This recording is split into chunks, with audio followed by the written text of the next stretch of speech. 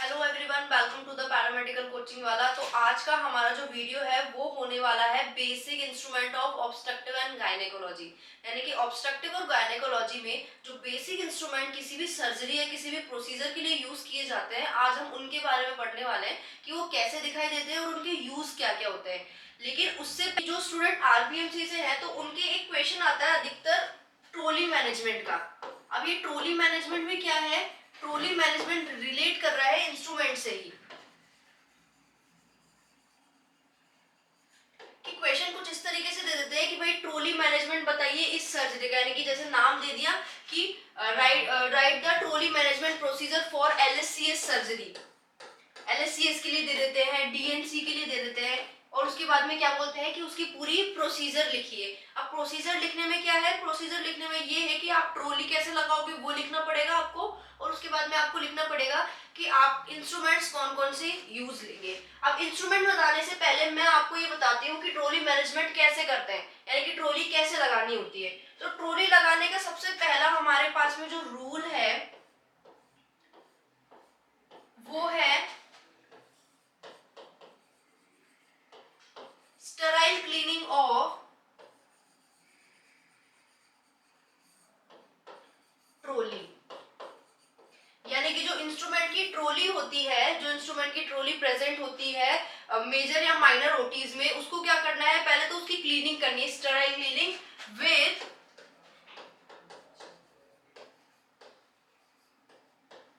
Antiseptic solution.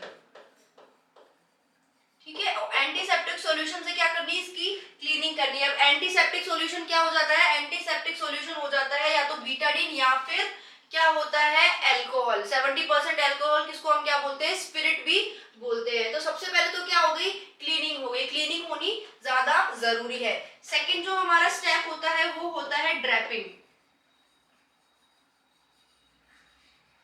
Draping क्या होती है, ड्रैपिंग होती है स्टेराइल शीट से क्या करना है, ट्रॉली को कवर करना। तो ड्रैपिंग क्या कहलाती है, covering of trolley with sterile sheet. ठीक है, स्टेराइल शीट जो ग्रीन कलर की शीट सभी ने देखी होगी, उन शीट से क्या करना है, ट्रॉली को कवर करना क्या कहलाता है, ड्रैपिंग कहलाता है। अब इसके बाद में हमारा फाइनल आ जाता है स्टेज, क्या होती है वो, अरेंजमेंट ऑफ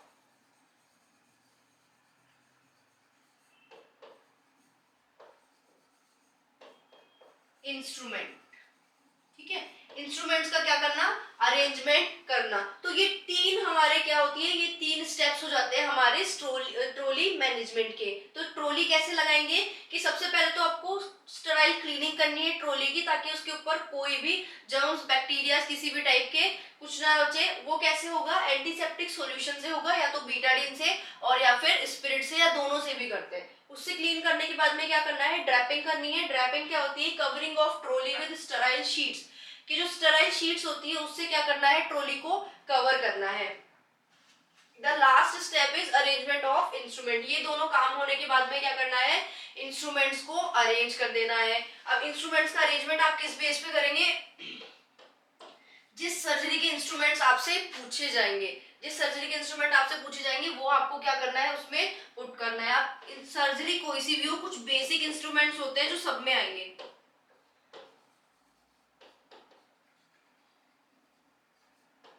कुछ बेसिक इंस्ट्रूमेंट्स होते हैं, कुछ पर्टिकुलर इंस्ट्रूमेंट्स होते हैं किस पर्टिकुलर सर्जरी के लिए। बेसिक इंस्ट्रूमेंट हर टाइप की सर्जरी में काम में आते हैं, और कुछ पर्टिकुलर इंस्ट्रूमेंट्स होते हैं जो किसी पर्टिकुलर सर्जरी के लिए बने हुए होते हैं कि वो स्पेसिफिक उसी सर्जरी में काम आएंगे। ठीक है, तो ये छोटा सा टिप था किसके लिए, जो आरपीएमसी के स्टूडेंट है उनके क्वेश्चन आता है ट्रॉली मैनेजमेंट का। ठीक है, अब हम आगे चलते हैं। हमारा जो मेन टॉपिक है instruments of obstructive and gynaecology, यानी कि जो बेसिक इंस्ट्रूमेंट है ऑब्स्ट्रक्टिव एंड गायनेकोलॉजी की वो। तो हमारा पहला इंस्ट्रूमेंट जो है वो है स्पॉन्ज होल्डिंग फॉरसेप्स। अब स्पॉन्ज होल्डिंग फॉरसेप, देखिए नाम से ही पता चल रहा है कि स्पॉन्ज को होल्ड करने वाली फॉरसेप क्या कहलाती है, स्पॉन्ज होल्डिंग फॉरसेप कहलाती है। अब इसकी स्ट्रक्चर की आप बात करें तो देखिए सबसे पहले आपको क्या दिखेगा, ये जो हैंडल है इसका, ये वाला पोर्शन क्या कहलाता है, ये कहलाता है हैंडल। रहा, ठीक है, ये हैंडलिंग पोर्शन है इसका।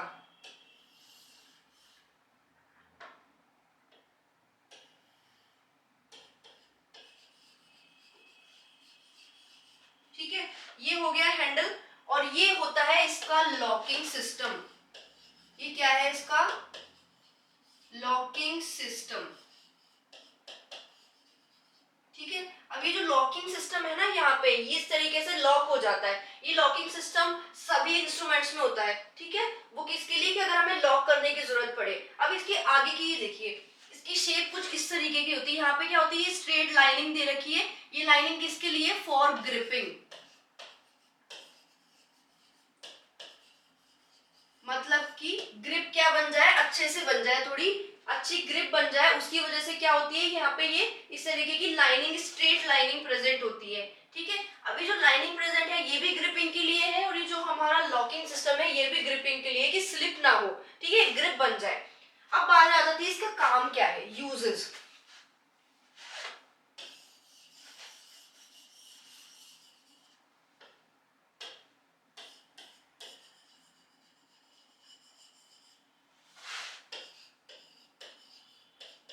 ठीक है, देखिए यूजेस क्या है। अब यूजेस भी इसका बिल्कुल नाम से ही आप लोगों को पता चल जाएगा कि स्पॉन्ज होल्डिंग फोर्सेप, यानी कि ऐसी फोर्सेप जिसको होल्ड करने के काम में लेते हैं। क्या होल्ड करने के, किसी भी टाइप का स्पॉन्ज होल्ड करने के, किसी भी टाइप का कोई गॉस पीस होल्ड करने के काम में लेते हैं। अब होल्ड करके क्या करते हैं कि स्पॉन्ज होल्डर बेसिकली सबसे मेन काम स्पॉन्ज होल्डर का यही है कि वो गॉस पीस को होल्ड करके पेंट करने का काम करता है। पेंट करने का क्या मतलब होता है, पेंट करने का मतलब होता है कि बीटाडीन या एंटीसेप्टिक सॉल्यूशन से स्किन को क्लीन करना। कोई भी सर्जिकल प्रोसीजर स्टार्ट करने से पहले बीटाडीन से स्किन को क्लीन करा जाता है। उस प्रोसीजर में कौन सा इंस्ट्रूमेंट हमारे पास में काम आता है, सबसे पहले स्पॉन्ज होल्डिंग फोर्सेप। इसमें क्या करते हैं, यहाँ पे होल्ड कर लेते हैं गॉस पीस को, और उसके बाद में उसको बीटाडीन में डिप करके पेंट करते हैं, ठीक है। जो एंटीसेप्टिक सॉल्यूशन अप्लाई करने का प्रोसीजर होता है उसको पेंट करना बोलते हैं, ठीक है। तो यूजेस में क्या आ गया, यूजेस में आ गया to hold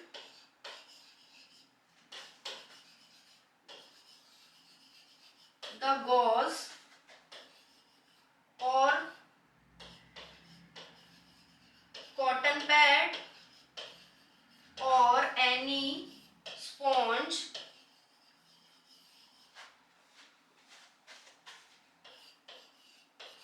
to apply the antiseptic solution, ठीक है। तो ये क्या हो गया हमारा, ये हमारा यूज हो गया स्पॉन्ज होल्डिंग फोर्सेप का, to hold the gauze, cotton pad और एनी स्पॉन्ज, किसी भी टाइप का कोई स्पॉन्ज, गॉज पीस या फिर कॉटन पैड को होल्ड करना और अप्लाई द एंटीसेप्टिक सॉल्यूशन, और एंटीसेप्टिक सॉल्यूशन को अप्लाई करना। ये किसका काम है, टू द स्किन, ये काम है एंड इसका स्पॉन्ज होल्डिंग फोर्सेप का, ठीक है। इतना क्लियर हो गया। ये हमारा हो गया पहला instrument, sponge holding forcep. Next पे देखते हैं।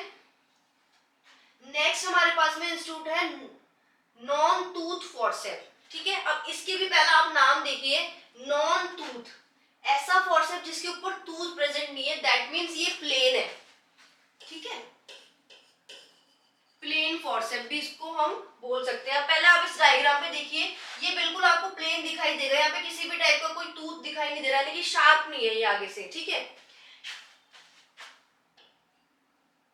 अगर ये टूथ फोर्सेप होती ना तो यहाँ पे इस तरीके के दो क्या होते हैं, एक दो एक्सटेंशन प्रेजेंट होते हैं यहाँ पे, ठीक है। वो क्या बना रहे थे, इसको टूथ फोर्सेप बना देते, लेकिन ये क्या बोल रहा है, ये है plain and non tooth forcep. अब plain and non tooth forcep का क्या मतलब हुआ कि जो आगे से क्या है जिसमें टूथ प्रेजेंट नहीं है। तो ये क्या है, ये एक टाइप की डिसेक्टिंग फोर्सेप्स भी बोल सकते हैं। इसका भी क्या काम होता है, होल्ड करने का काम होता है मेनली, ठीक है। जितने भी हम इंस्ट्रूमेंट हमारे पास में काम में लेंगे सबका काम होल्ड करने का, क्रैम्प करने का, ठीक है, पकड़ने का, ग्रास्पिंग, ये सारे काम है, ठीक है। अब इसका काम देखिए कि जो नॉन टूथ फोर्सेप है तो उसका क्या काम होता है, उसका काम हो गया होल्ड करने का या डिसेक्टिंग करने का, ठीक है। अब क्या होल्ड करने का, एक बात ध्यान रखनी कि जो नॉन टूथ फोर्सेप है ना, वो नॉन टूथ फोर्सेप हम बॉडी की ऐसी जगह पे यूज करेंगे जहां पे बिल्कुल इंजरी होने के चांसेस ज्यादा होते हैं। जैसे मान लीजिए कि हमारी जो फैट की लेयर होती है, सबक्यूटेनियस टिश्यू के अंदर की जितनी भी लेयर्स आ जाती है, जैसे मान लीजिए पेरिटोनियम लेयर है। पेरिटोनियम लेयर क्या है, बहुत ही ज्यादा सेंसिटिव है, बहुत ही ज्यादा नाजुक है। अगर हम उसको किसी भी शार्प इंस्ट्रूमेंट से होल्ड करने की कोशिश करेंगे तो वो कट फट जाएगी, ठीक है, उसमें टीयर लग जाएगा। तो इस टाइप की जो नाजुक या सेंसिटिव स्ट्रक्चर्स होती है उसको होल्ड करने के लिए किसको काम में ले लेते हैं, नॉन टूथ फॉरसेप को, ठीक है। तो इसका यूज क्या हो गया,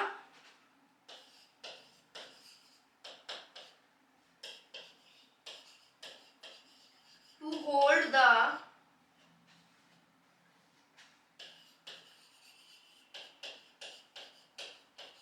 sensitive membranes like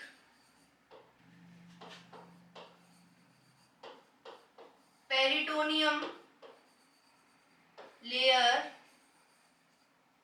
ठीक है, to hold the sensitive membrane like peritoneum layer and to hold the sensitive structures where the chance of tearing is high, ठीक है। अब इसका क्या मतलब हुआ, पहली लाइन तो हमने पढ़ ली कि to hold the sensitive membrane like peritoneum, peritoneum जैसी सेंसिटिव मेम्ब्रेन या उसकी जैसी स्ट्रक्चर्स को होल्ड करने के इसको काम में लेते हैं। और दूसरा देखिए, to hold the sensitive structure where the chance of tearing is high, tearing के चांसेस यानी कि कटने फटने के चांसेस अगर ऐसे ज्यादा होते हैं, ऐसे ऑर्गन्स को या ऐसी स्ट्रक्चर को होल्ड करने के लिए किसका काम में लेते हैं, नॉन टूथ फॉरसेप्स का काम में लेते हैं, ठीक है। ये हो गया हमारा सेकेंड इंस्ट्रूमेंट, ये है टावल क्लिप, ठीक है। अब देखो इसके भी नाम से ही बिल्कुल पता चल रहा है, ये हमारा थर्ड इंस्ट्रूमेंट हो गया टावल क्लिप, यानी कि टावल को जो होल्ड करने के लिए क्लिप लगाते हैं उसको बोलते हैं टावल क्लिप। अब इसकी स्ट्रक्चर देखिए, यहाँ पे भी सेम क्या आ गया हमारे पास में, लॉकिंग सिस्टम।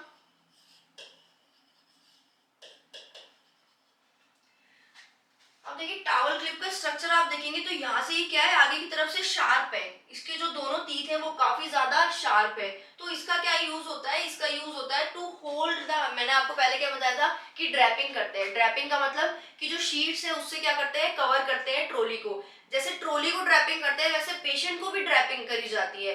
ड्रैपिंग क्यों करी जाती है पेशेंट को, पेशेंट को ड्रैपिंग इसलिए करी जाती है ताकि पूरा जो एरिया है पूरा ही पेशेंट एक्सपोजर ना हो, किससे, बाहर के एनवायरनमेंट से, यानी कि जिस एरिया पे इंसिजन लगता है सिर्फ और सिर्फ वही एरिया क्या रखते हैं, एक्सपोज रखते हैं, बाकी सारे एरिया को क्या कर देते हैं, ड्रैप कर देते हैं। तो वो ड्रैपिंग हिले डुले ना, इधर उधर ना जाए, उस वजह से क्या लगाते हैं, टावल क्लिप लगाते हैं। तो यूजेस देख लीजिए, क्या हो गया इसका यूज,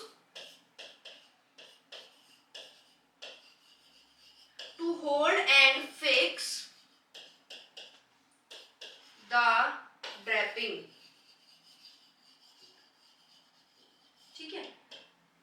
तो होल्ड और फिक्स करना किसको, ड्रैपिंग को। अच्छा मैंने पहले भी बोला था कि दो टाइप के इंस्ट्रूमेंट्स मैंने बताए थे, एक तो बेसिक इंस्ट्रूमेंट हो गए और एक पर्टिकुलर इंस्ट्रूमेंट हो गए। तो ये क्या है, बेसिक इंस्ट्रूमेंट है कि ये ओबीजी की सर्जरीज में भी काम में लिया जाएगा और हर टाइप की सर्जरी, हर टाइप के प्रोसीजर में ये काम में लिया जाएगा। जो नॉन टूथ फॉरसेप है ये भी क्या है, एक बेसिक इंस्ट्रूमेंट है, और जो स्पॉन्ज होल्डिंग फॉरसेप है ये भी एक बेसिक इंस्ट्रूमेंट है, ठीक है। तो आप ये जो तीन फॉरसेप है, तीन टाइप के जो मैंने इंस्ट्रूमेंट बताए, ये आप हर टाइप की सर्जरीज में लिख सकते हैं। अगर आपसे एलएससीएस पूछ रहे हैं तब भी आप ये लिखोगे, और अगर आपसे डीएनसी पूछ रहे हैं तब भी आप लिख सकते हो, ठीक है। अब देखिए बात आ गई एलिस फॉरसेप, हमारा फोर्थ इंस्ट्रूमेंट। एलिस फॉरसेप की स्ट्रक्चर देखिए बिल्कुल सेम हमारे पास में, सेम आ गया, लॉक आ गया, हैंडल आ गया, ठीक है। और ये आगे से क्या आ गया, इसकी इस टाइप की स्ट्रक्चर होती है। अब इसको जूम आउट करके अगर देखें तो यहाँ पे देखिए इस टाइप के टीथ आपको दिखेंगे, इस टाइप के ग्रूव्स, अप्स एंड डाउन्स दिखेंगे कुछ ऐसे, ठीक है, ये ऐसे होते हैं ऐसे। तो ये क्या हो जाता है, अगर इनको लॉक करते तो बिल्कुल अच्छे से ग्रिप आ जाती है। और यहाँ पे देख लीजिए ये क्या है, ये जगह दे रखी है, यहाँ पे शैंक सा दे रखा है। अब ये क्यों दे रखा है? ये इसलिए दे रखा है कि जो एलिस फॉर्सेप होती है उसको हम यूज करते हैं to hold the tissue and the layers of skin, कि स्किन की लेयर्स को, उसके टिश्यूज को होल्ड करने के इसको काम में लेते हैं। तो होल्डिंग एंड क्लैंपिंग के लिए इसको काम में लिया जाता है। ठीक है, तो यूजेस इसके हो गए।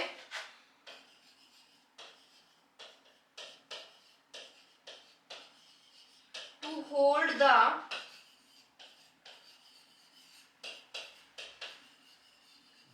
body tissue and layers of skin। ठीक है, तो बेसिकली इसका क्या काम हो गया? इसका काम हो गया होल्डिंग का। ठीक है, होल्ड करके ये पकड़ के रखता है। अच्छा, अभी जो एलिस फॉर्सेप होता है ना, ये आपको जो स्ट्रक्चर दिख रही है वो क्या है? ये एक मीडियम लेंथ का है। ठीक है, ये लॉन्ग भी अवेलेबल होता है। ठीक है, लॉन्ग एलिस, यहाँ पे लिख देती हूँ मैं, ऑल्सो अवेलेबल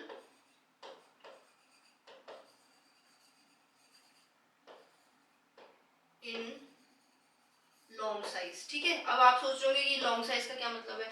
लॉन्ग साइज का क्या होता है कि जितने भी इंस्ट्रूमेंट मैं आपको बता रही हूँ, तो जो बेसिक इंस्ट्रूमेंट है ना, जैसे एलिस हो गया या फिर आर्टरीज वगैरह, मैं आपको आगे बताऊंगी, तो वो सारे क्या होते हैं? वो सारे लॉन्ग साइज में भी प्रेजेंट होते हैं। अब लॉन्ग साइज में क्या होगा? तो उसका जो हैंडल होगा ना, हैंडल हैंडल और थोड़ा सा लॉन्ग होगा। वो क्यों होता है? कि जो डीप डाउन सर्जरीज होती है, जैसे मान लीजिए नॉर्मल सिजेरियन के अलावा अगर कोई डीप डाउन सर्जरीज हो रही है कि जिसमें ये जो नॉर्मल साइज के जो इंस्ट्रूमेंट होते हैं वो नहीं पहुंच पा रहे हैं, तो क्या करते हैं?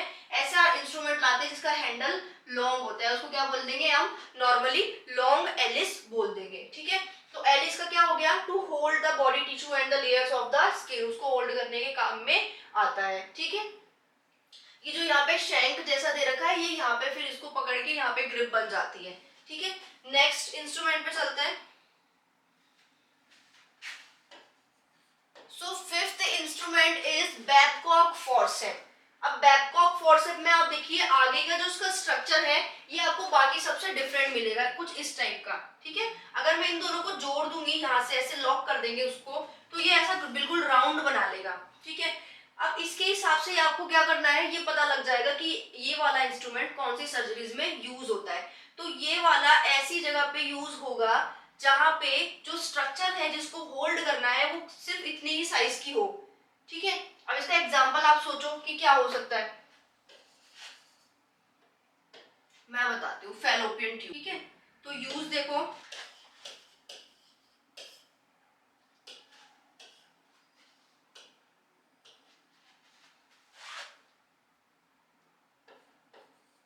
To hold the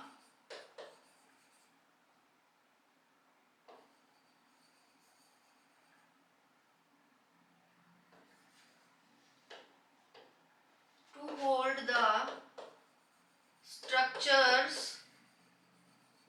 like Fallopian tube और अपेंडिक्स। ठीक है, तो अपेंडिक्स और फैलोपियन ट्यूब जैसी स्ट्रक्चर है, कोई ट्यूब लाइक स्ट्रक्चर है, कोई पतली सी स्ट्रक्चर है, तो उसको होल्ड करने के लिए क्या यूज करते हैं? बैबकॉक फॉर्सेप यूज करते हैं। अब ये वाली बैबकॉक फॉर्सेप ऐसे बनाने का रीजन ये है ताकि इस टाइप की कोई भी स्ट्रक्चर क्या हो, डैमेज ना हो, कि अगर फैलोपियन ट्यूब बैबकॉक से पकड़ेंगे तो वो इसके अंदर एग्जैक्ट फिक्स हो जाएगी, उसकी वजह से क्या होगा कि उसके पंक्चर होने के चांसेस नहीं होंगे। ठीक है, तो बैबकॉक फॉर्सेप किसके लिए यूज करते हैं? बैबकॉक फॉर्सेप यूज करते हैं to hold the structure like Fallopian tube and appendix. ठीक है, अब बैबकॉक का एक दूसरा यूज भी होता है कि जैसे कई बार क्या होता है, मोपिंग के लिए भी उसको यूज कर लेते हैं। किसके लिए? मोपिंग।